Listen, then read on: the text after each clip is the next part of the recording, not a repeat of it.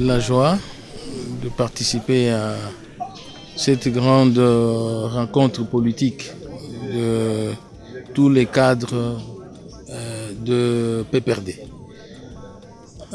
Vous savez, notre parti, il est la première force politique du pays en termes de nombre de députés à l'Assemblée nationale et sénateurs. Et quand on voit le nombre de gouverneurs, ainsi que les assemblées provinciales qui ont la majorité des députés du PPRD, et donc c'est une grande force politique. Et cette rencontre qui est une première de tous les partis politiques de la République démocratique du Congo, au lendemain des élections, augure une nouvelle page pour notre parti. Il était temps qu'on se réunisse pour faire la rétrospective des activités du parti, du PPRD, depuis les élections jusqu'à maintenant.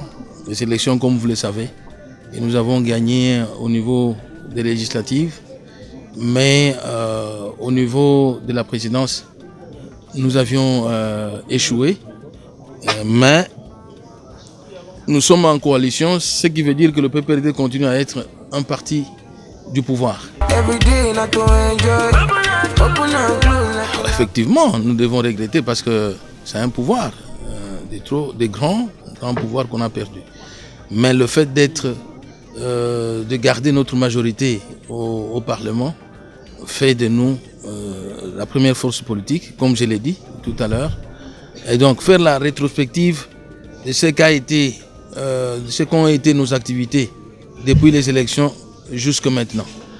Déceler les faiblesses et en même temps les points forts et envisager les réformes dans le sens de promouvoir notre parti. Comme vous le savez, chaque parti politique veut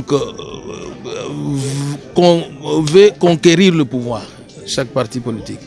Et donc, nous sommes au pouvoir, mais nous devons conquérir ce que nous n'avons pas pu avoir aux élections. Et comment faire pour y parvenir?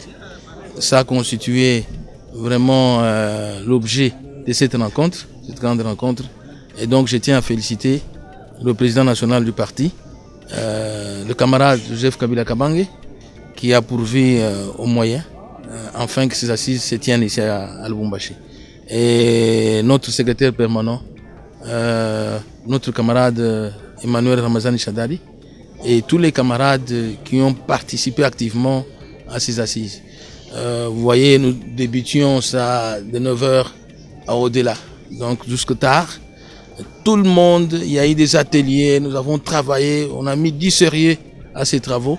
Et les conclusions de ces travaux vont, n'est-ce pas, permettre de booster notre parti vers la conquête du pouvoir, vers le maintien de sa force au pays. Donc voilà.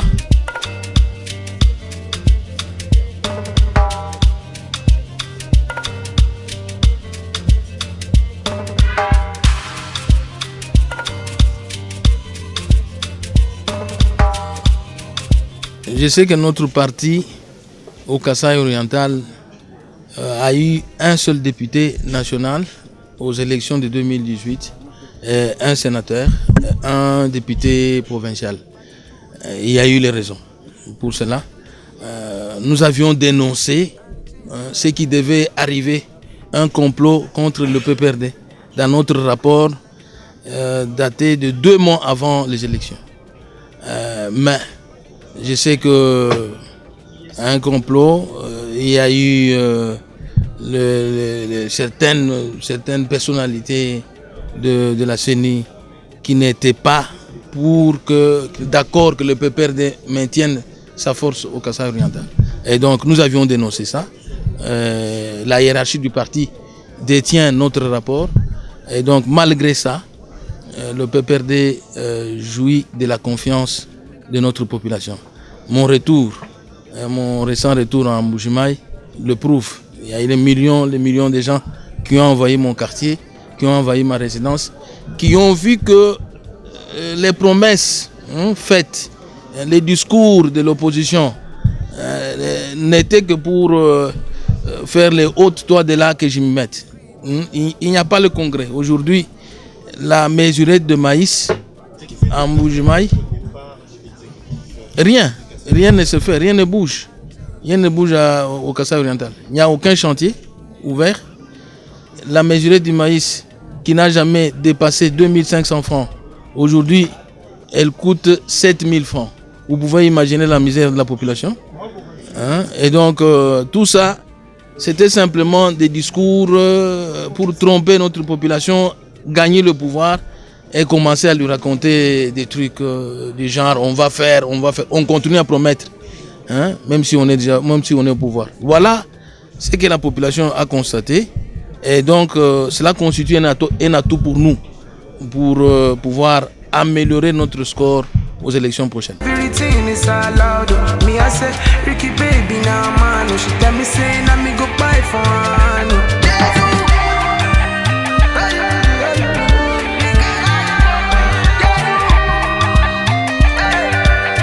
On peut aider quelqu'un, conseiller quelqu'un qui est disposé, qui veut écouter. Mais déjà, quand votre prédécesseur arrive en province, dans sa ville, dans sa circonscription électorale, vous organisez des trucs pour empêcher à ces militants de l'accueillir à l'aéroport, ce qui est antidémocratique. Vous donnez les instructions au maire de la ville d'interdire cela. Vous voyez, ceux qui se disaient démocrates prouvent aujourd'hui qu'ils ne sont pas démocrates, ce sont des dictateurs de premier ordre. Donc, je ne peux conseiller quelqu'un que celui qui est disposé d'être conseillé.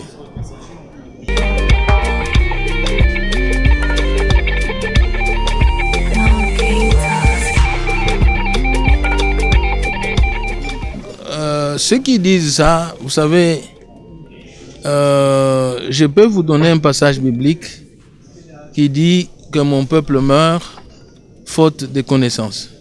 Et donc, il faut d'abord connaître le fonctionnement de l'AMIBA.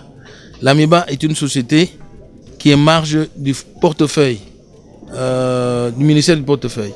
C'est-à-dire, l'AMIBA ne dépend pas d'un gouverneur de province dans sa gestion. Et le gouverneur de province n'a aucun mot à dire dans une société par action, une société par action, où l'État congolais a 80%.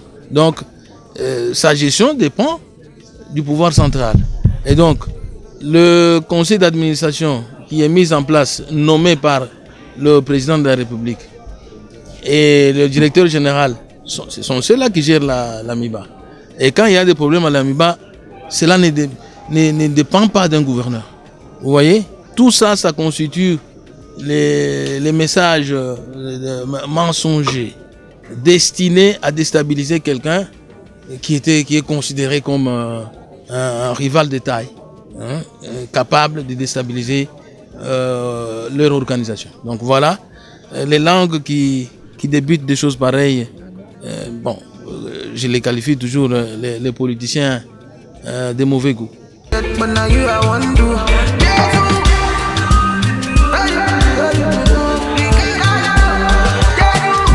Notre vision, c'est de faire de notre province l'une des plus belles, où il fait beau vivre, où la population aspire, vit son bien-être.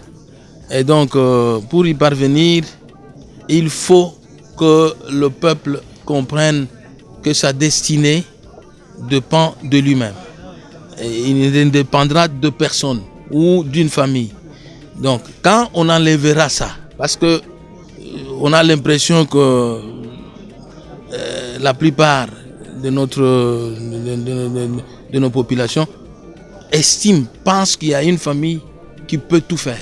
Et moi, je pense que c'est dans l'unité que nous allons relever les défis. Quand nous allons ôter de nous la haine, la médisance, les mensonges, les calomnies,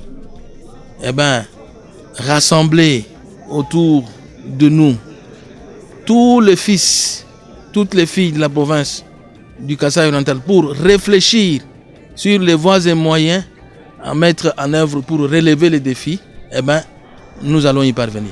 Mais quand on va continuer à indexer les uns et les autres, les calomnier, des trucs qui n'existent pas, je pense que on n'ira nulle part. On ira nulle part. L'exemple est là. Hein. Bientôt, on en est à presque une année. Qu'est-ce qu'il y a? Qu'est-ce qui est fait? Rien du tout. Que des discours. Et donc, j'estime que nous avons, nous tous, là où je suis, au Parlement, nous devons tout faire pour mettre à la disposition des gouvernants les moyens nécessaires. Donc, une bonne rétrocession, mettre en place, en œuvre, la Caisse nationale des péréquations, pour que les provinces comme la nôtre là, qui n'ont pas assez de moyens, puissent arriver à avoir aussi quelque chose. Parce qu'ici, par exemple, le Haut-Katanga, vous avez le Lualaba, ce sont des provinces qui ont des moyens. Mais les nôtres là, vous avez difficilement, vous atteignez 300 millions de francs par mois. Vous pouvez faire quoi avec les 300 millions de francs? Ce qu'on a pu faire là-bas, c'est des miracles. Hein? Nous avons construit un stade qui coûte plus de 10 millions, 11 millions de dollars. Et donc, comment une province qui ne mobilisait que 300 millions ou 350 millions peut arriver à réaliser un tel ouvrage? Vous verrez les routes. Hein? Nous avons les routes asphaltées, hein, au-delà des 30 km. Nous avons des écoles, 285 écoles construites. Nous avons les hôpitaux. Nous avons construit partout. Nous avons maîtrisé l'alimentation de notre population. Parce qu'à notre époque, la population a mangé le maïs jusqu'à 400 francs la mesurette de maïs.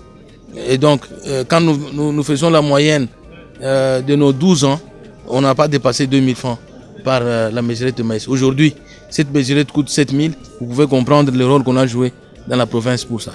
Et donc, même si les mauvaises langues n'hésitent pas de nous calomnier de beaucoup de choses, mais au moins que la population de la province retienne que nous l'avons sécurisée. Et notre province a été épargnée de Kamwena Sapou. Hein? Vous voyez, il y a eu les millions de Kasaïens au Kasaï central, au Kasaï, dans la province du Kasaï, qui sont en déplacement, qui n'ont pas de domicile. Et donc, ces gens souffrent. Mais nous avons fait en sorte que Kamwena Sapou quitte rapidement notre province. Pas même un mois. Donc, vous comprenez que nous avons sacrifié notre temps et tout pour sécuriser notre peuple. Les suicidaires qui ont souvent dérangé ici, ces suicidaires avaient fui notre province. Hein, parce que nous les avions traqués. Ils tuaient avant nous, ils tuaient 12 à 15, 20 personnes par jour. Mais nous avons tout fait. Nous avons rencontré nos promesses pour pouvoir sécuriser notre population. Et donc, je sais que ça a été notre cheval de bataille et on s'en souviendra. Merci.